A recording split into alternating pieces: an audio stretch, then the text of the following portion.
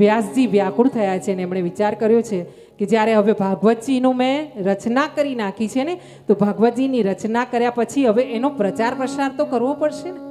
અને આ પ્રચાર પ્રસાર કોણ કરી શકે? આટલો મોટો ગ્રંથ લખ્યો છે, એને સમજવાવાળો કોઈ વ્યક્તિ હોય તો એને સમજીને પછી આગળ એનો પ્રચાર કરી શકે. એટલા માટે વ્યાસજીએ વિચાર કર્યો છે કે જો મારો પુત્ર જો જંગલમાં ગયો છે એ પાછો આવે અને આ ભાગવતનો પ્રચાર ને પ્રસાર કરે ને, તો આ ભાગવત જન સુધી, લોકો સુધી, મૃત્યુલોકમાં પણ પહોંચી શકે. આમ વ્યાસજીએ વિચાર કર્યો છે અને પોતાના જે શિષ્યો હતા ને, જે સમિધ લેવા માટે જંગલમાં જતા હતા, જે ફૂલ લેવા માટે, પૂજનના ફૂલ લેવા માટે જંગલમાં જતા હતા, એ શિષ્યોને કહેવામાં આવ્યું છે કે તમે જઈને આ જે ભાગવતજીના અમુક શ્લોકો છે તેને યાદ કરીને લઈ જાઓ અને જ્યાં જ્યાં સમિધ તમે વીણો, જે લઈને ફૂલ તમે આવો, જ્યાં વીણવા જાઓ ફૂલને, ત્યાં જંગલમાં આ શ્લોકોનું ગાન કરતા રહેજો.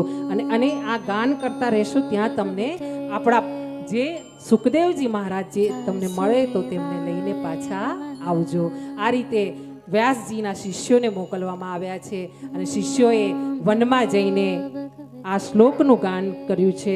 બર્હા પીડમ નટવર વપુ કર્ણયો કર્ણિકારમ બિપ્રત વાસ કનક કપિશમ વૈજયંતીમ ચ માલામ રંધ્રાણ વેણો રધર સુદયમ પૂર્યન ગોપ વૃંદે વૃંદારણ્યમ સ્વપદ રમણમ પ્રાવિશદ ગીત